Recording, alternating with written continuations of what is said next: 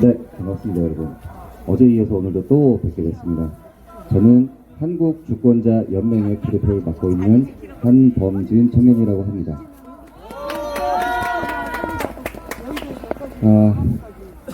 어제 저희 기자회견을 마치고 또 돌아가는 길에 안국역 사거리에서 신호대기를 기다리고 있었습니다. 그런데 뒤에서 좀 시끄러운 소리가 나서 뒤를 돌아보니 아무래도 행색이 좌파 유튜버인 것 같습니다. 좀 행색이 남루한 카메라를 들고 있는 분이 우리 애국 우파 어머님 한 분을 몸으로 밀어붙이면서 시비를 걸고 있는 겁니다. 웬만해서는 그런 상황에서 자제하고 절제해야 되는 게 맞는데 저희 어머님 같은 그런 분들을 너무나 예의 없게 대하는 모습을 보면서 조금 참을 수가 없었습니다. 그래서 그렇게 이제 몸으로 밀치시는 걸 제지를 하는데, 제지를 하자마자 온갖 욕설과 함께 비아냥과 함께 참 말도 못할 그런 말들을 쏟아붓더라고요. 그걸 보면서 와, 잘못된 가치관이, 잘못된 신념이 사람을 이렇게 망가뜨릴 수 있구나 라는 생각이 들었었습니다. 한편으로는 어떻게 보면은 같은 나라에 같은 시민이고 국민이고, 그리고 한 다리 건너서 가족일 수도 있는 분이지 않습니까? 그런데 그런 분들에게 가치관이 다르다는 이유만으로 말로 이룰 수 없는 그런 욕설들을 퍼붓고 비난한다는 것이 너무나 가슴이 아팠습니다. 어제도 제가 기자회견 말미에 선동당에서 좌파의 가치를 지지하고 있는, 종북 좌파의 가치를 지지하고 있는 사람들이 불쌍한 사람이고 우리가 계몽시켜야 되는 사람이 아니냐는 말을 했었는데요. 그 말 하자마자 그 모습을 보니까 그 말을 한 게 민망해지고 고색해지더라고요. 그래도 저희가 깨어있는, 진정으로 깨어있는 주권자로서, 대한민국의 국민으로서, 애국 시민으로서 깨어있지 않은 절반을 계몽시켜야 되는 책무가 우리에게 달려있는 것이 아닌가 생각이 듭니다. 그리고 지금이 그렇게 하기 위해서 가장 적절한 시기가 아닐까 생각이 듭니다.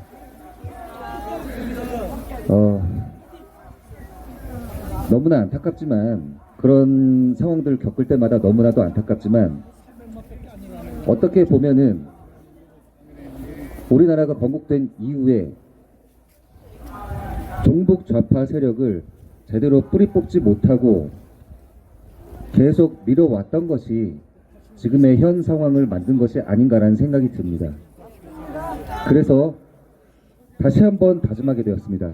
어떤 것을 다짐하게 되었냐면, 이제 깨어난 수많은 애국 시민들과, 그리고 이 나라에서 살아갈 청소년과 청년들이 교육계, 종교계, 정치계, 경제계, 모든 사회 각 분야를 제대로 회복시키는 것이 우리 모두의 책무라는 것을 깨닫게 되었습니다.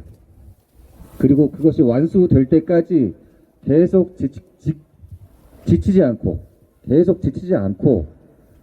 해 나가야 된다는 것임을 다시 한번 되새기게 되었습니다. 이어서 저희 이제 오늘 기자회견을 하기 위해서 올린 주제가 있지만, 또 지금 현 시점에 우리 윤석열 대통령을 지키기 위해서, 우리나라를 지키기 위해서 서부지법에 나가서 많은 고초를 겪었던 청년들이 있지 않습니까? 그 청년들 중에 한 명이 올린 글이 있는데, 그 글이 참 주옥같은 연설문이라서 제가 오늘 그 글을 한번 먼저 읽고 시작하도록 하겠습니다.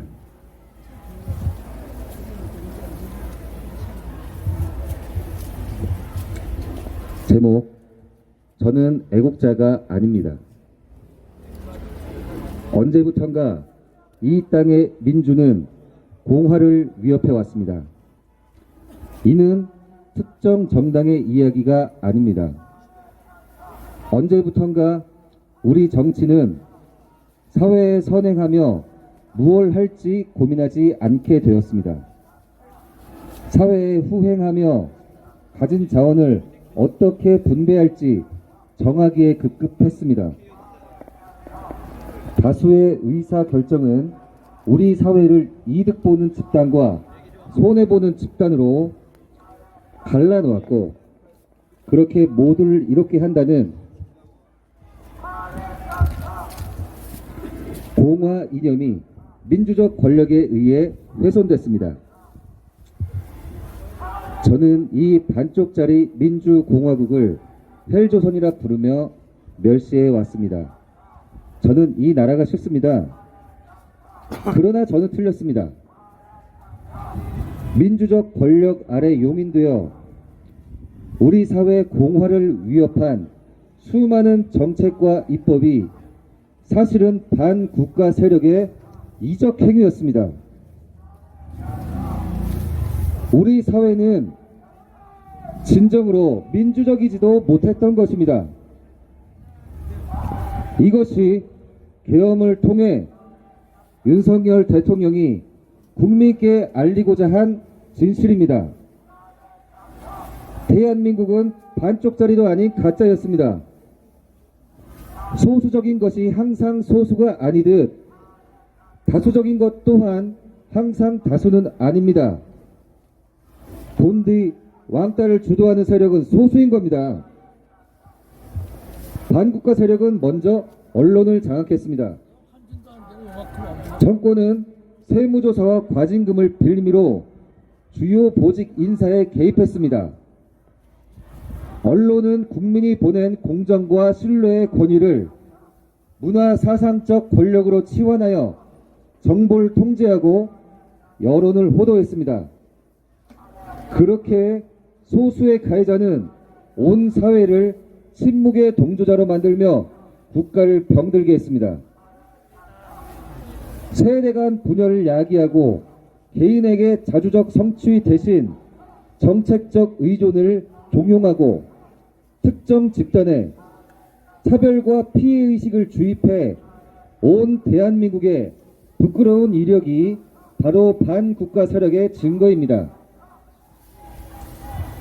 이 나라의 구성원은 눈부신 산업화와 자랑스러운 민주화 세대, 그리고 반도 역사상 최고 수준 교육을 받은 청년 세대입니다. 자신있게 말하건대 오늘날 대한민국의 패단은 애국민들의 민주적 의사결정에서 비롯되지 않았습니다. 수십 년에 걸쳐 국가 시스템을 장악해 온 반국가 세력은 민주주의를 마비시켜 현직 대통령을 체포하기에 이르렀습니다.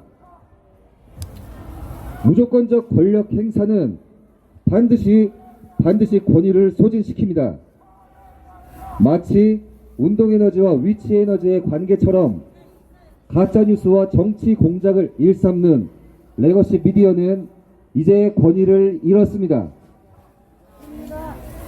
유튜브와 SNS가 진실을 유통했고 대통령 지지율은 과반이 훨씬 넘었습니다. 탄핵 찬성 집회와 탄핵 반대 집회의 규모는 그 차이가 수십 배가 넘습니다. 가짜뉴스는 바로 신념을 만들지 못하기 때문입니다. 지난 추운 겨울 시민들이 거리로 나온 이유는 본인이 옳다고 믿는 신념을 지키고 증명하기 위함입니다. 사실 말하자면 자유 대한민국을 수호하고 이 땅의 민주주의를 지키겠다는 거룩한 신념은 뒷전이었습니다. 저는 애국자가 아닙니다. 저는 그냥이 기분 나빴습니다. 가짜인 그들은 민주적 권력인 양 행세하며 사회 구성원들을 기만했습니다. 우리 개개인을 사리분별하지 못하고 빼앗긴 주권을 스스로 복권하지 못하는 패배자로 규정했습니다. 그렇지 않고서는 있을 수 없는 국가 찬탈 시도입니다. 반국가 세력은 민주주의 이전에 제 개인의 이성과 자유의지를 모독했습니다. 저는 그 점이 참을 수 없이 기분 나빴습니다. 저는 제가 옳음을 주장하고자 부당한 권력에 저항하고자 빼앗긴 주권을 되찾아 다시 시민으로 거듭나고자 담벼락을 침범했습니다. 의심할 여지 없는 반사회적 행동이자 위법 행위입니다. 또한 체포 과정에서 시민과 경찰 사이 심한 몸싸움이 일었습니다. 크고 작은 부상이 있었습니다. 저는 제 행동을 후회합니다. 그리고 반성합니다. 행동의 결과를 충분히 예상치 못했습니다. 혼란한 시국, 대통령을 체포한 복권력의 정통성을 의심하는 제게 어쩌면 위법 행위는 예정된 수순이었을지 모릅니다. 저는 이러한 제 의심을 사상의 자유가 허락하는 선에서 추구하고자 했습니다만 그러지 못했습니다. 주어질 처벌에 순응할 것입니다. 벌금형 이상의 전과가 남는다면 저는 순간의 치기로 많은 것을 잃겠습니다. 하지만 얻은 것도 있습니다. 저는 시민으로 거듭났고 생각했고 행동했습니다. 앞으로도 그럴 것입니다. 보다 행동을 숙고하고 철저히 준법할 것입니다. 그렇게 우리 모두 시민이 되는 순간이 대통령이 바라는 제2의 건국이겠습니다. 그때가 되면 저는 애국자가 될 것입니다. 이상으로 저는 애국자가 아닙니다라는 서부지법 이거 당시에 체포되었고 그때 그 청년이 작성했던 수기였습니다.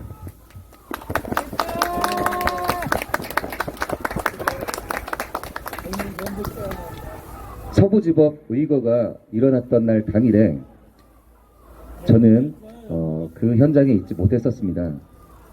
그 상황이 일어나기 전에 며칠 전에 윤석열 대통령의 관저 앞에서 언제 올지 모르는 공수처 차량을 저지하기 위해 기다리다가 감기 몸살이 걸려서 당일 참석하지 못했었던 것입니다. 그런데 서부지법 의거 당일에 항상 관저 앞에서 만나서 함께 마음을 나누고 결의를 다지던 어리고 정말 무결한 그런 청년들이 일부 세력과 언론과 미디어에 의해서 매도당하고 비난당하는 사실이 너무나 안타까웠습니다. 그리고 분노를 금할 수 없었습니다. 무엇 때문이겠습니까? 일부 편향된 세력과 언론들, 그들은 불법과 위법에 목소리 내는 우리 가족, 청년, 동생들 같은 청년들을 폭도로 단정지었습니다. 이 사실에 분노를 금할 길이 없었습니다. 그리고 또한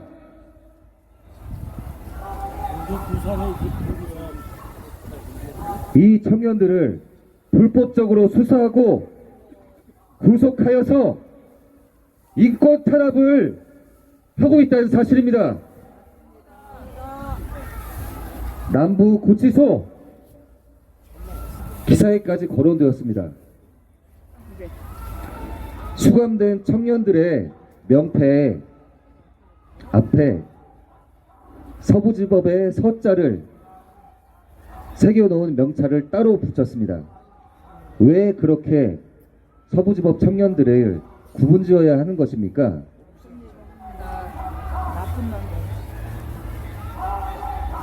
다른 대우를 하기 위함이 명백한 것 아닙니까? 그리고 또한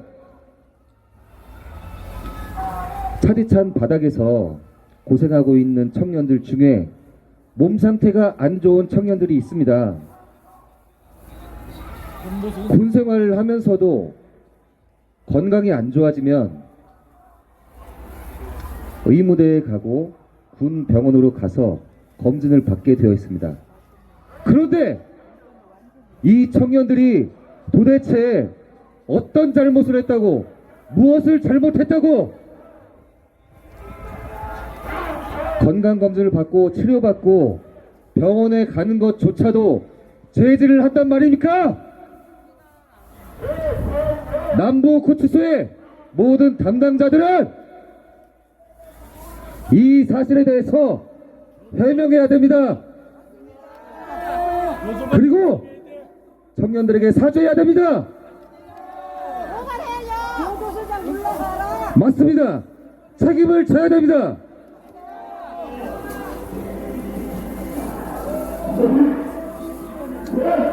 이 상황에 대해서 저희 한국주권자연맹을 비롯한 모든 애국 시민들과 단체들은 끝까지 책임을 묻도록 할 것입니다. 절대로 그냥 넘어가서는 안 되는 일입니다. 모든 애국 시민 여러분, 국민 여러분, 지금까지 계속 좌파 세력들이 온전한 애국 시민들을 얼마나 괴롭혀 왔습니까? 그리고 얼마나 선동해 왔습니까?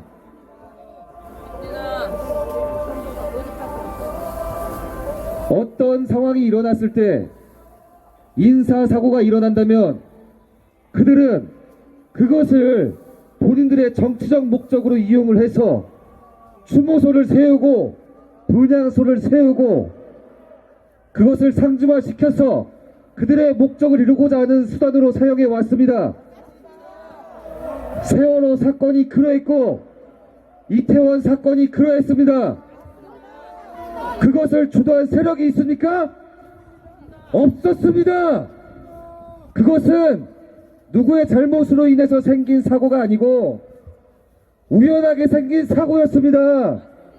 그들은 그것을 정권의 책임으로 돌리기 위해서 말도 안 되는 언론 공작을 일삼아왔던 것입니다.